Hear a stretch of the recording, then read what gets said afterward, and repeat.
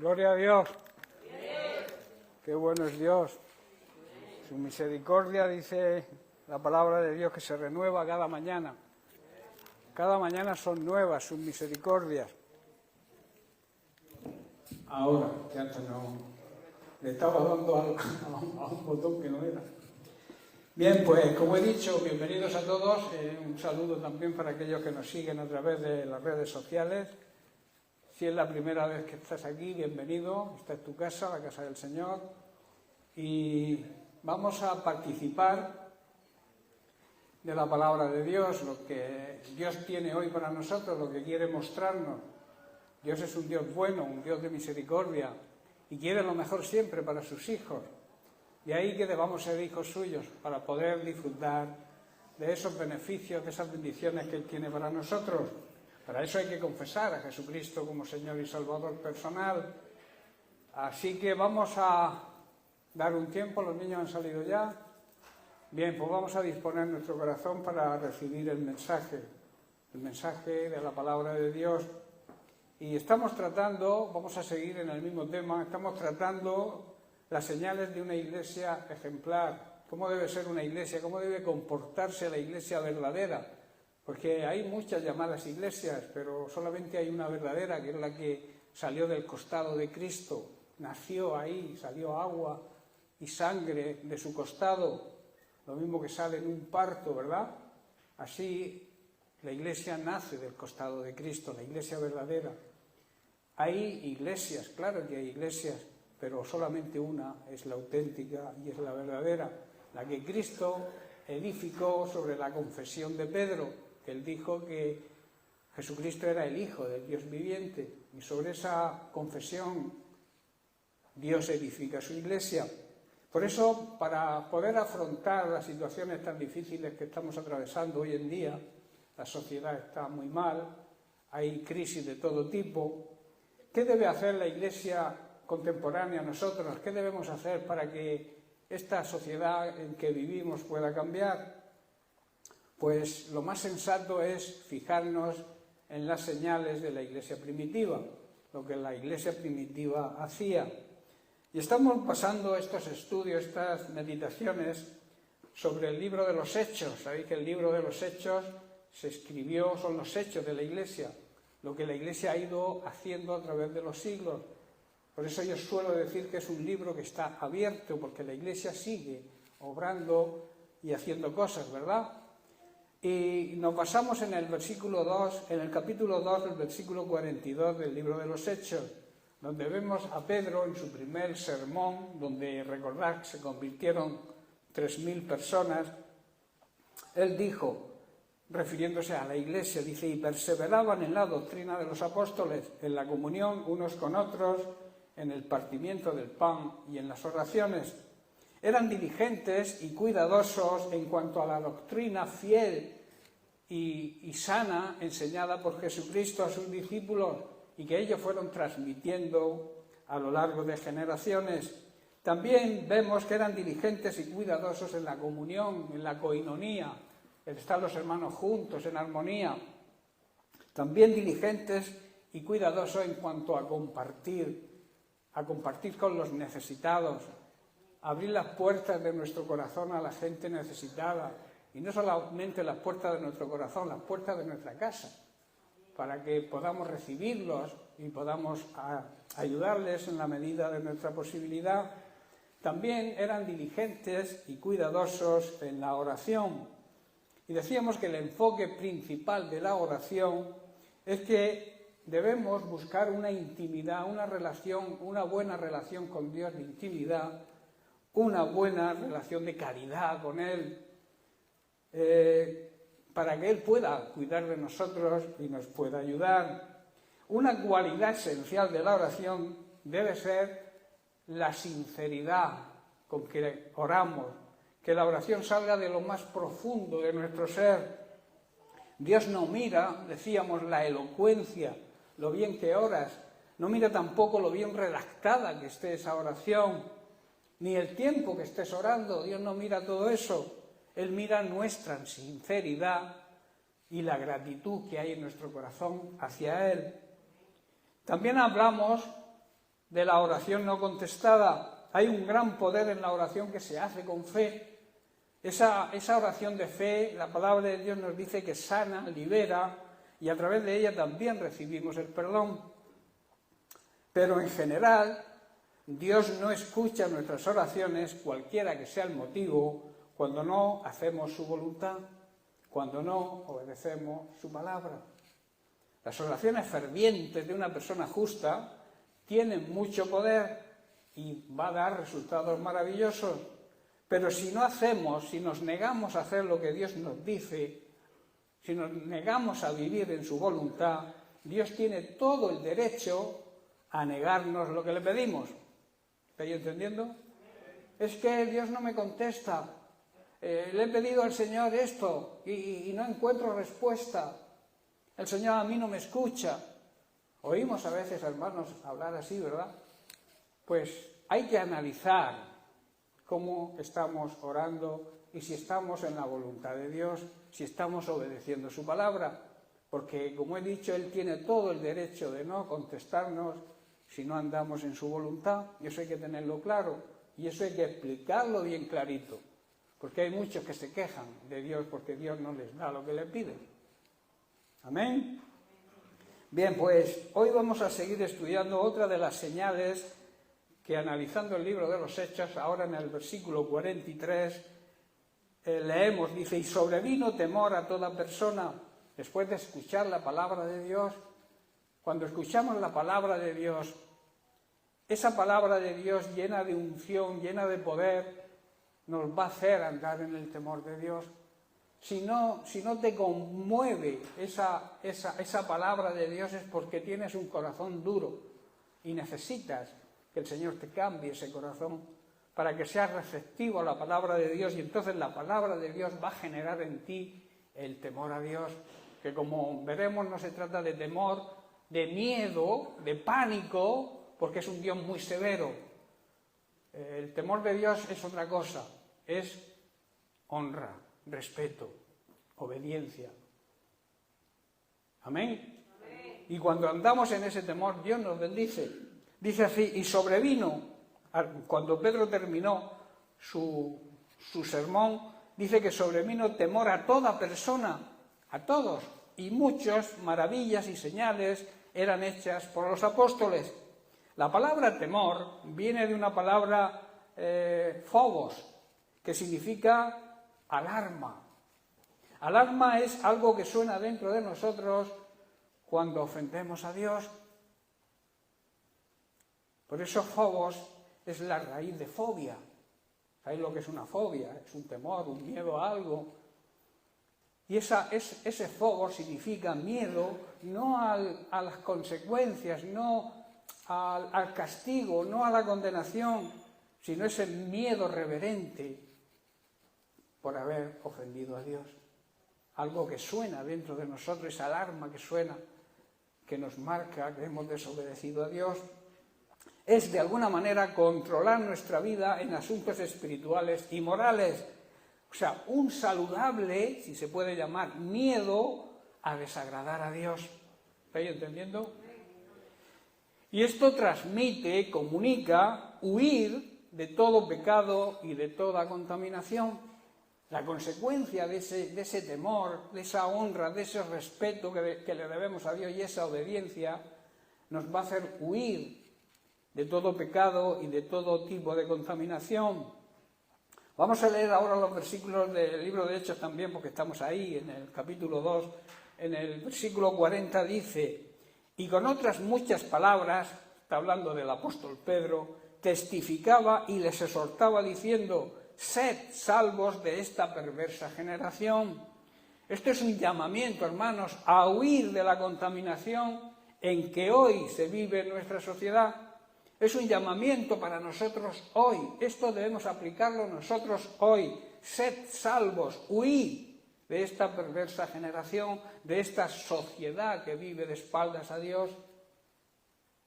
Huir de lo que ellos hacen, no huir de ellos, porque nosotros tenemos que testificar de Cristo a ellos, pero no contaminarnos con lo que ellos hacen. Huir de las procesiones de Semana Santa, por ejemplo. porque estamos en esa semana que ahora empieza, que el mundo llama Semana Santa. Para mí las semanas son todas santas, los días todos son santos porque los ha santificado Dios. Por eso la Iglesia verdadera no se contamina, huye de todo este tipo de contaminación.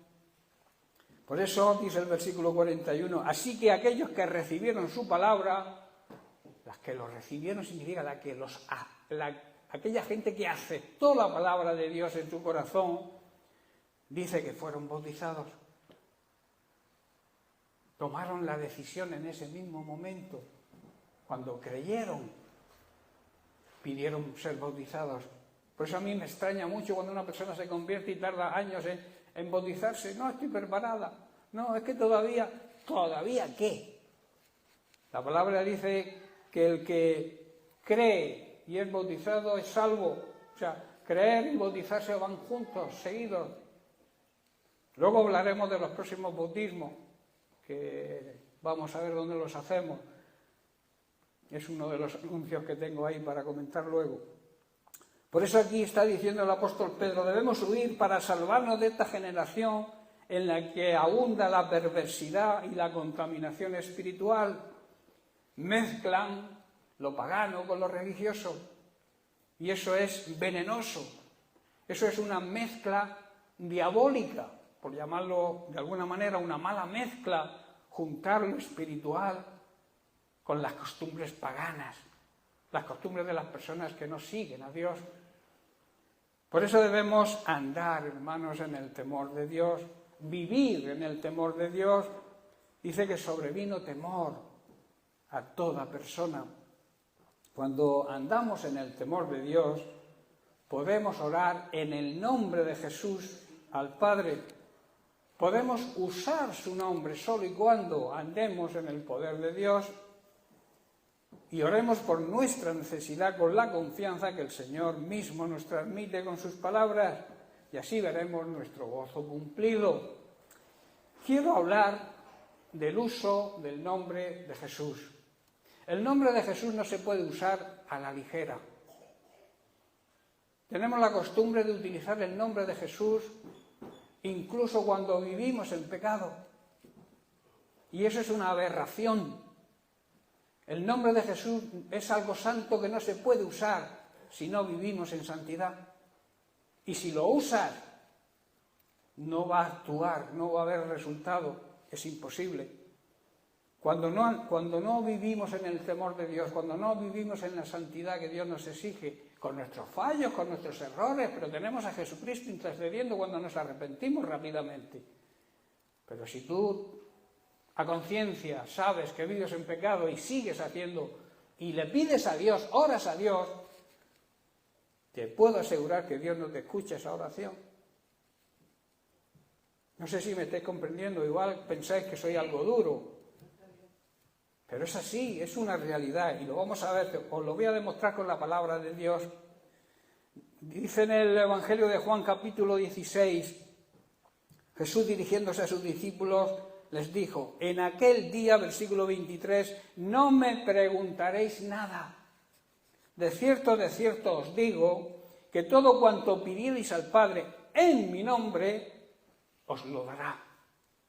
Hasta ahora, dice el verso 24, nada habéis pedido en mi nombre. Pedid y recibiréis para que vuestro gozo sea cumplido. En aquel día, ¿a qué día se está refiriendo Jesús? Se refiere al día en que Jesús fue glorificado y fue aceptado su sacrificio por el Padre.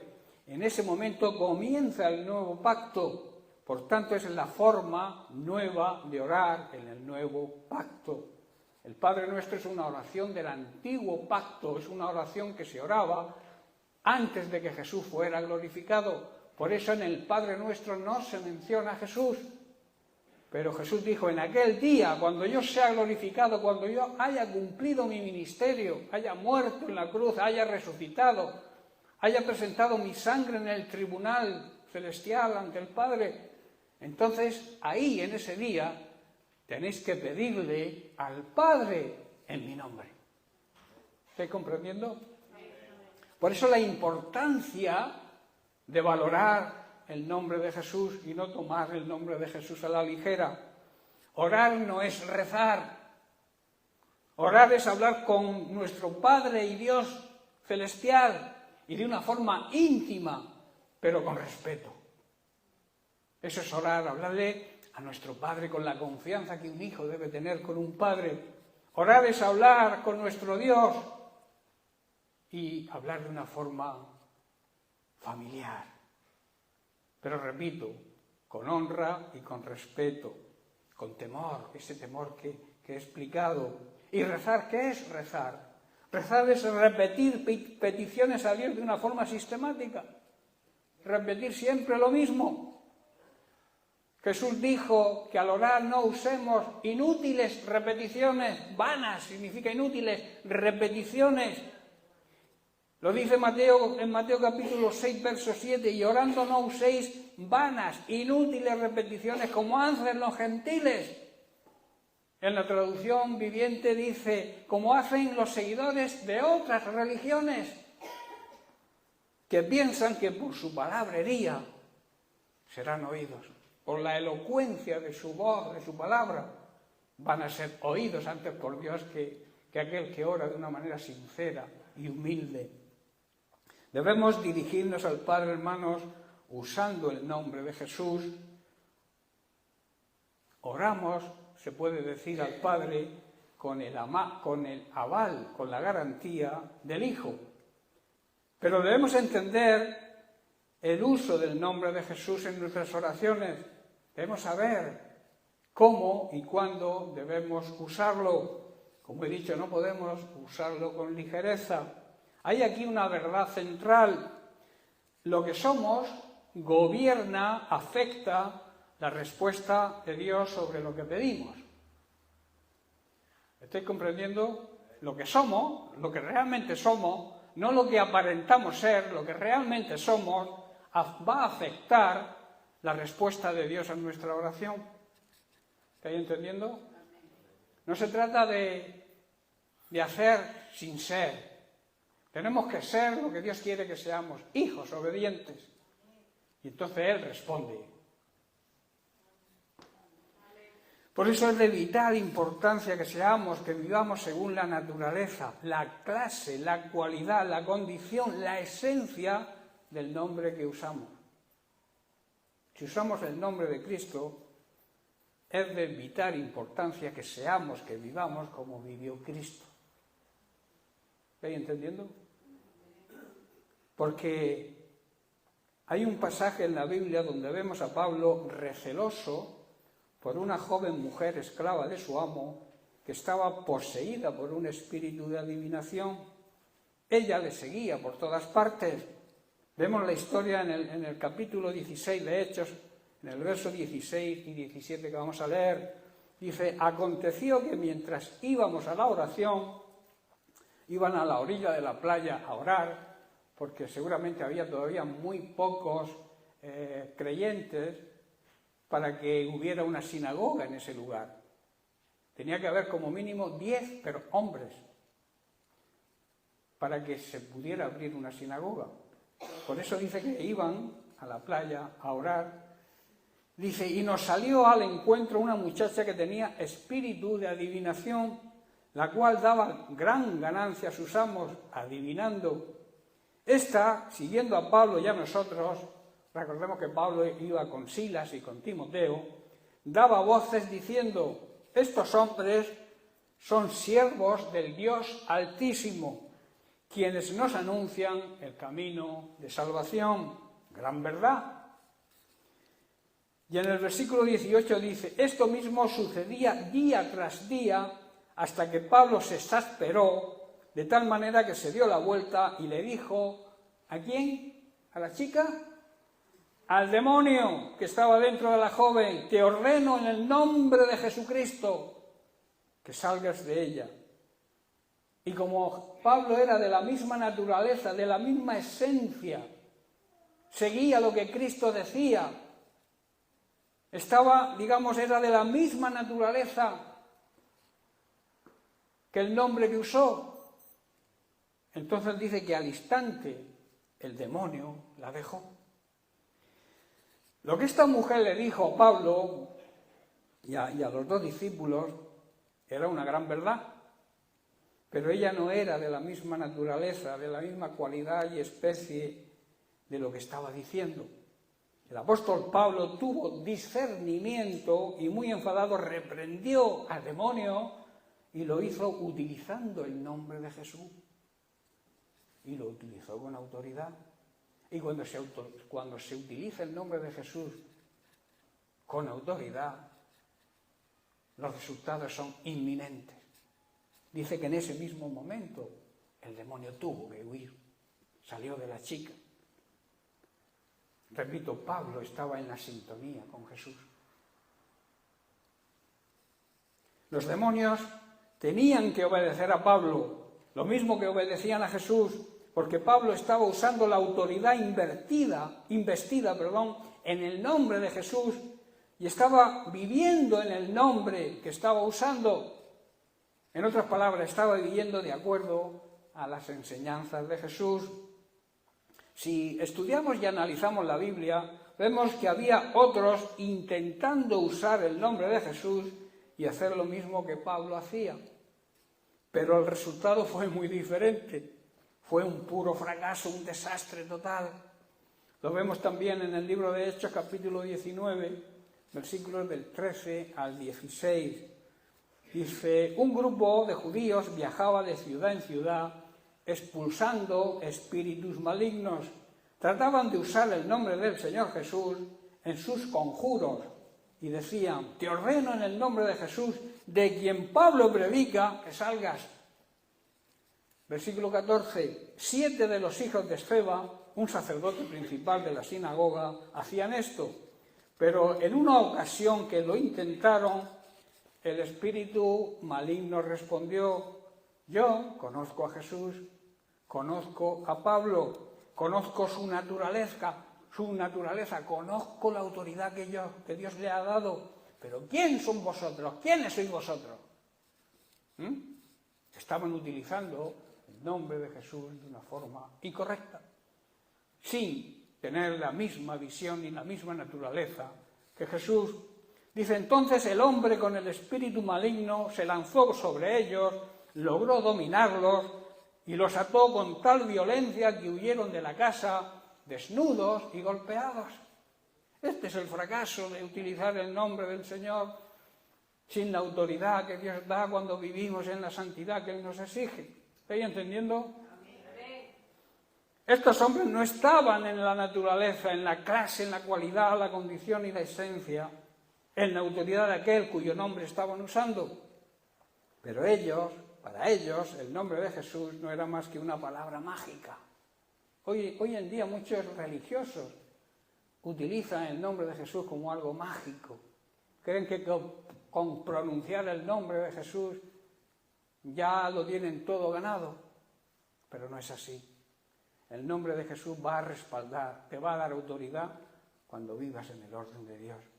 Cuando vivas obedeciéndole a Dios, cuando vivas en la santidad que Él te exige. Si no, déjate de usar el nombre, no uses el nombre de Jesús a la ligera. Si vives en pecado, ruega a Dios, pídele perdón a Dios y apártate del pecado y entonces podrás usar el nombre de Cristo. No eran personas llenas de Dios y el nombre de Jesús no estaba en sus vidas, en los labios de las vidas llenas de Dios es donde está el poder del nombre de Jesús. Y por eso salieron avergonzados y vencidos. Esto, hermanos, es una gran enseñanza para nosotros hoy. Para poder usar el nombre de Jesús debemos vivir en los parámetros que marca la palabra de Dios, honrando, respetando y obedeciendo a Dios, que esto es andar en el temor de Dios, buscando la paz y la santidad si queremos ver al Señor obrando en nuestra vida y ver que contesta nuestras oraciones. Si no es así, estaremos dando un mal uso al nombre de Jesús, estaremos utilizando a la ligera y no surtirá efecto y seremos avergonzados. Solamente aquellos que tienen vidas puras y honradas, vidas llenas de Dios y llenas de su palabra, pueden usar el nombre del Señor Jesús con garantía y con poder. Quédate con esa frase. Solamente aquellos que viven, que honrando a Dios, que sus vidas honran a Dios, que tienen vidas puras, que nadie tiene nada malo que decir de ellos, vidas en definitiva llenas de Dios y llenas, claro está, de su palabra, conociendo su palabra, entonces sí podrán utilizar el nombre de Jesús y dará resultado. Amén. Vamos ahora al libro de Hechos, capítulo 9, versículo 31. Dice así: entonces las iglesias tenían paz por toda Judea, Galilea y Samaria, y eran edificadas andando ¿en qué? En el temor del Señor, y se acrecentaban, o sea, crecían fortalecidas por el poder del Espíritu Santo. El Espíritu Santo te va a transmitir su poder, vas a poder utilizar el poder del Espíritu Santo cuando andes en el temor del Señor. Temor de Dios no es tener miedo, repito, al Señor tampoco es miedo al castigo o a la condenación. Él es nuestro Padre y debemos sentirnos confiados cuando nos acercamos a Él. De la misma manera que un niño sabe que sus padres le aman, le cuidan y le protegen, pero que se le debe honra, respeto y obediencia. Eso es lo que debemos transmitirle a los niños hoy, a nuestros hijos, que pueden tener familiaridad con nosotros, los padres, que pueden preguntarnos, que pueden hablar con nosotros, que pueden compartir con nosotros sus juegos, sus ideas, sus ilusiones, pero también tienen que tratarnos con respeto, con honra, porque es el primer mandamiento con promesa: honra a tu padre y honra a tu madre, para que te vaya bien en esta vida y tengas larga vida, además, tengas una vida larga, extensa, viva hasta los 95, 96, 100 años. Pero tienes que honrar a tu padre y a tu madre. Y claro, si honras a tu padre y a tu madre, ¿cuánto no más honrar a nuestro Padre Celestial? Por eso debemos acercarnos a nuestros padres y también a Dios con todo respeto, honra y la obediencia que se merecen. Al andar en el temor de Dios, dice la Biblia que se levantaban iglesias, que crecían en gran número y en calidad y eran fortalecidas por el poder del Espíritu Santo, porque eran guiadas por Él. Si Dios dice que hagamos algo, hermanos, debemos hacerlo sin demora, aunque no nos guste. Si viene de Dios, hazlo, aunque no te guste. No delegues tu responsabilidad en otra persona. Hay personas que por debilidad o quizá por comodidad delegan sus funciones en la familia. Por ejemplo, el esposo delega en la esposa su autoridad, la autoridad que Dios le ha dado al cabeza de familia. Y eso así no funciona. Cada persona dentro del matrimonio tiene su rol. Dios lo ha instituido así. No es cosa del hombre. Es Dios quien ha dicho que el hombre es la cabeza en el hogar, que no quiere decir aquí mando yo y aquí se hace todo lo que yo diga. No estoy hablando de eso. Sino el que tiene que tomar autoridad contra los ataques del diablo en el hogar. No dejar que el diablo entre en la casa y domine tu casa, que sea Cristo quien domine. Pero para eso se tiene que levantar la autoridad que Dios ha puesto. No tomárselo a broma, porque es así. La mujer puede hacer lo que... La pobre mujer, en algunos casos, hace lo que puede porque el hombre no se levanta. Ya lo digo, por falta de responsabilidad quizás. Gloria a Dios. Pero las cosas funcionan como Dios manda cuando hacemos lo que Dios manda. ¿Estáis entendiendo? Y puede traer graves consecuencias a la familia cuando la autoridad del hogar no se levanta. Quien más sufre es la esposa y los hijos, que son atacados por todas partes. Tomárselo en serio. Dios delega autoridad. El esposo también tiene una gran responsabilidad de amar, de cuidar, de proteger a la esposa y cubrir con autoridad los ataques del enemigo en el hogar. Es así. Acéptalo o no lo aceptes. Pero es así como la palabra de Dios enseña que debe funcionar un hogar cristiano. Y los hijos pues, andarán siguiendo lo que el padre hace o la madre. Si el padre no ora, pues el hijo que va a orar. Si el padre no viene a la iglesia o viene cuando le apetece, pues el hijo va a hacer lo mismo. Si Dios dice que hagamos algo, repito, debemos hacerlo, aunque no nos guste. Aunque no queramos adquirir nuestra responsabilidad y la deleguemos en otro. Dios funciona así. Dios, por otro lado, no nos va a decir que hagamos algo que no sea para nuestro bien. Él quiere lo mejor para nosotros siempre. Si lo hacemos así, estaremos andando en el temor de Dios. Esto, como he dicho, significa honrar, respetar y obedecer su palabra. En situaciones difíciles que no podemos controlar y queremos quizás respuestas rápidas, queremos que las cosas se solucionen lo más rápidamente posible, y muchas veces al no ver la solución nos llega el pataleo y la queja. ¿Por qué el Señor permite? ¿Por qué el Señor, si yo soy creyente, si yo soy un hijo de Dios, por qué el Señor permite? La queja, el pataleo, que nos va a conducir a la murmuración, a murmurar incluso de Dios. Y como resultado, lo que se suele hacer casi siempre es lo contrario a lo que Dios dice que hagamos. ¿Estáis comprendiendo? Tenemos que orar para poder aprender y sentir la dirección de Dios. Si no oramos, nunca vamos a escuchar la voz de Dios cercana. Debemos aprender a escuchar la voz de Dios y escuchar la dirección que Él nos marca. Y así recibiremos la respuesta oportuna en el momento oportuno. Que el momento oportuno es cuando Dios lo decide, porque Él es omnisciente, Él lo sabe todo, sabe cuándo nos va a hacer bien lo que nos da o cuándo no. Y cuando realmente nos hace falta es cuando Él lo da. Y a eso se le llama el tiempo o el momento oportuno de Dios. En Juan capítulo 16, verso 24, Jesús dijo, repito lo que he dicho antes, hasta ahora nada habéis pedido en mi nombre, pedid y recibiréis para que vuestro gozo sea cumplido. Hermanos, nuestro gozo se va a cumplir cuando recibamos lo que pidamos, ¿verdad? Cuando recibimos las respuestas a nuestras oraciones.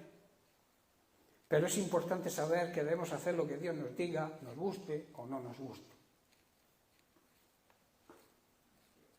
Pero es importante, hermanos, que asimilemos lo que Dios nos habla, lo que Dios nos dice. Que no lo echemos, como se suele decir, en saco roto. Por un oído me entra y por otro me sale. Que asimilemos algo. Que apliquemos lo que recibimos de parte de Dios a nuestra vida. Si queremos que nuestra vida y nuestro hogar, nuestra familia funcione bien. Es una necesidad, hermanos, hacerlo. Por eso debemos dejar nuestros sentimientos, nuestros pensamientos, nuestra forma, que igual llevamos pensando lo mismo toda la vida, de mi manera que nos cambie ese pensamiento. Somete ese pensamiento a Cristo, hermano. Si tú eres de ideas fijas y no hay manera de cambiar tus pensamientos, somételos a la obediencia de Cristo. Cambia de actitud. Como dicen los GPS, cambia de sentido porque no vas bien. Cambia hacia otro lado si quieres que te funcione tu hogar y tu casa y tu familia y tu trabajo. Cuando uno hace una cosa y las cosas no funcionan, es de tercos es de tercos no cambiar de dirección. Si tú vas hacia un precipicio y te están avisando, oye, que está el precipicio, que llega el precipicio, que te vas a caer al precipicio, y sigues, pues al final caes al precipicio. Pero no será porque no te han avisado. ¿Estáis comprendiendo, hermanos? Son ejemplos. Por eso debemos someter nuestros pensamientos, nuestros sentimientos también a la obediencia a Dios, y así veremos nuestro gozo cumplido, porque hallaremos la respuesta adecuada en el momento oportuno. Recuerda algo, Dios nunca llega tarde. Segunda de Corintios capítulo 10, verso 3 al 5. Dice el apóstol Pablo, pues aunque andamos en la carne, andamos en un cuerpo de carne, no militamos, no peleamos las batallas según la carne, según nos dicte nuestra carne, nuestros sentimientos, nuestros pensamientos. Porque dice, las armas de nuestra guerra, de nuestra milicia, de nuestra lucha, no son carnales, sino son poderosas en Dios para la destrucción de fortalezas. A veces un pensamiento fijo ahí, que no hay manera que te cambien ese pensamiento, es una fortaleza. Es algo que debes romper para ser libre. Acepta el consejo de Dios. Acepta la dirección del Espíritu Santo. Utiliza las armas poderosas de Dios y destruye esa fortaleza que te tiene atado. A veces pensamos que una droga es una atadura solamente. No, hay pensamientos que son drogas. Son como drogas, no hay manera de reprenderlos, no hay manera de cambiar de forma de pensar.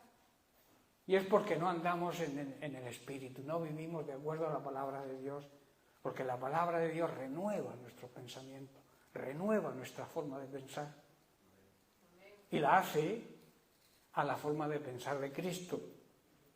Dice el verso 5, derribando argumentos y toda altivez. Eso de decir, no, yo pienso esto y de aquí no me saca nadie. Yo aquí, esto es lo que yo pienso, es lo que yo creo, y ya me lo pueden decir por arriba, por abajo, por la izquierda, por la derecha, yo voy a seguir igual. Eso es altivez, que se levanta contra el conocimiento de Dios, que se levanta contra aquello que es o que debemos, que es conocer cada vez más a Dios y a su palabra, pero no por engordar nuestro intelecto, sino para ponerla por obra. Y llevando, dice, cautivo, preso, meter en la cárcel todo pensamiento y hacerlo obediente a Cristo. Hermanos, nunca debemos usar las armas poderosas de Dios si no estamos en el orden de Dios, porque no va a funcionar. Un arma es la oración, todos sabéis, un arma poderosa para vencer y romper fortalezas es la oración, es la comunión con Dios, pero repito, esas armas no van a producir efecto si no estamos en los parámetros que marca la palabra de Dios, si no vivimos en la santidad que Dios nos exige. Por eso nosotros debemos usar las armas poderosas de Dios, no las del mundo, para derribar la fortaleza del razonamiento humano y para destruir nuestros argumentos falsos. También debemos destruir, hermanos, todo obstáculo de arrogancia, altanería, soberbia, que impide que la gente conozca a Dios a través de nuestra vida.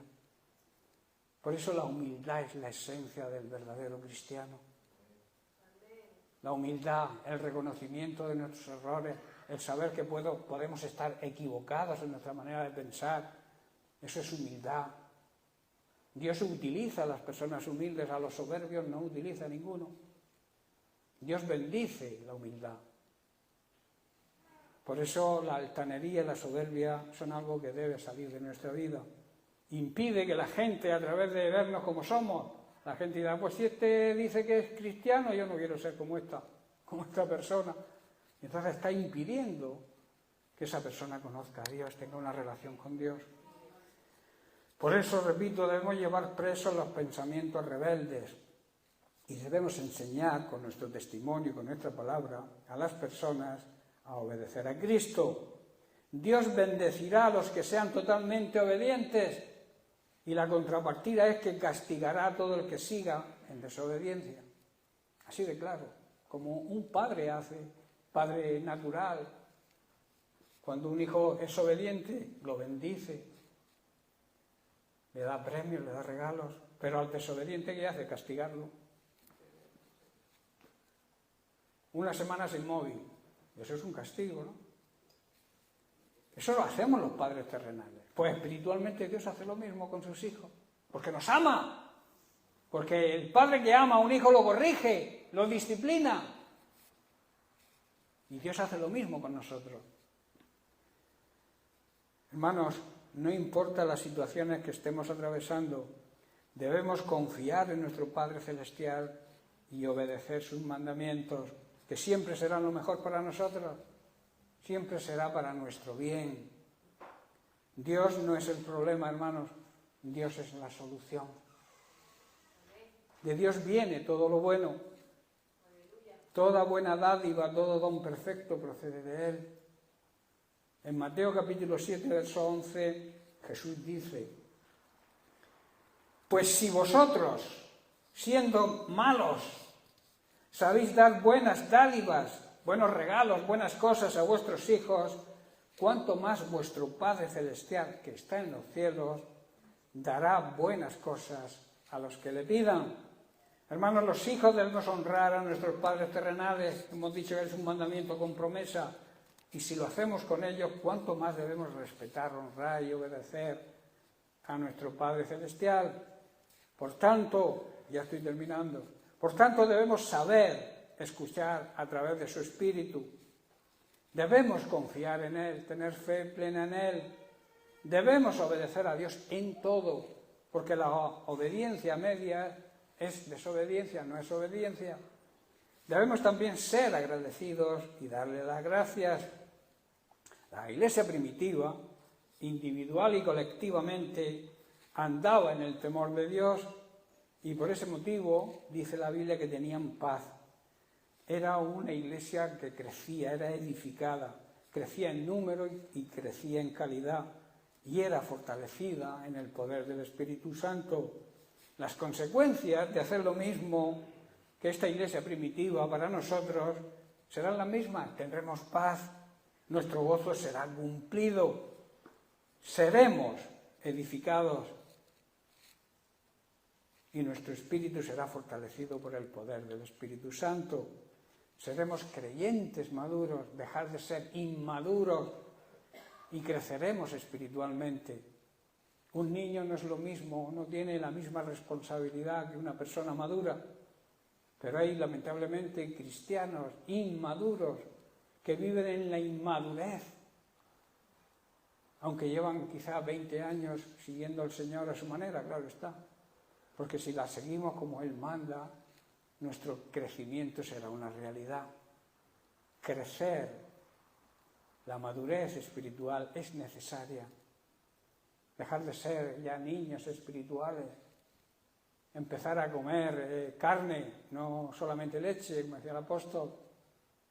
Dice, tengo que daros a comer, a beber todavía leche porque no sois capaces de digerir la carne.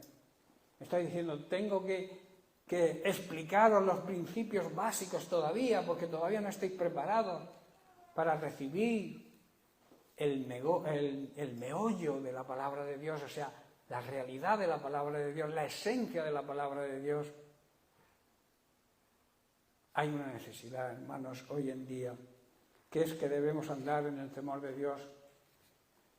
Es, como he dicho, controlar nuestra vida en asuntos espirituales y morales.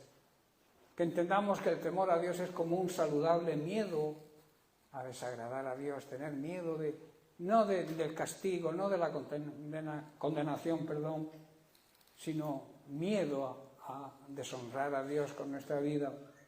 Y Dios nos invita, nos comunica a huir de toda contaminación y de todo pecado. Amén. Bien, pues lo dejamos aquí y seguiremos la semana que viene ampliando el tema del temor de Dios, porque esto conlleva algunas cosas que debemos imitar de la iglesia primitiva. Y una de ellas, una cosa que debemos imitar si andamos en el temor de Dios, es predicar de la salvación de Cristo, predicar el mensaje de salvación. El Evangelio son buenas noticias de salvación para todo aquel que cree. Y si tú andas en el temor de Dios, si tú honras, obedeces y sigues las instrucciones de Dios, una de las mayores instrucciones, o quizá la más importante, es que prediquemos el Evangelio de salvación a las personas que todavía no son salvas.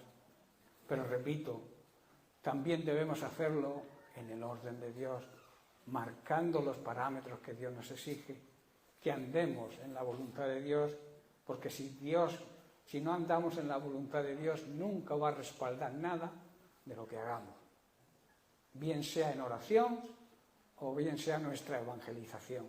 ¿Estáis comprendiendo? Hay unas exigencias. Dios nos ordena, pero nos exige para que pongamos en práctica esas órdenes, nos exige unos parámetros, nos exige vivir en la santidad que merece lo que Él hace por nosotros. Amén. Bien, pues que Dios les bendiga.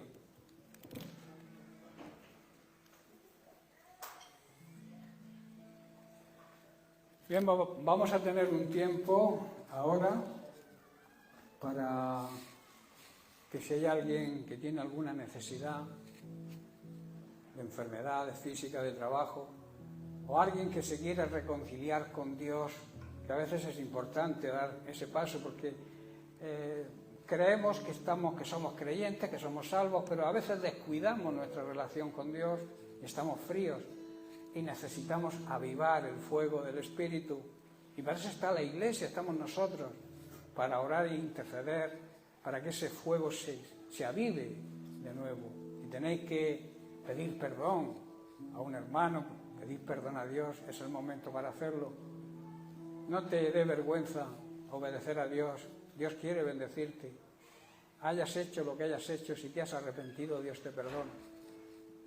Pero tienes que ser un arrepentimiento sincero.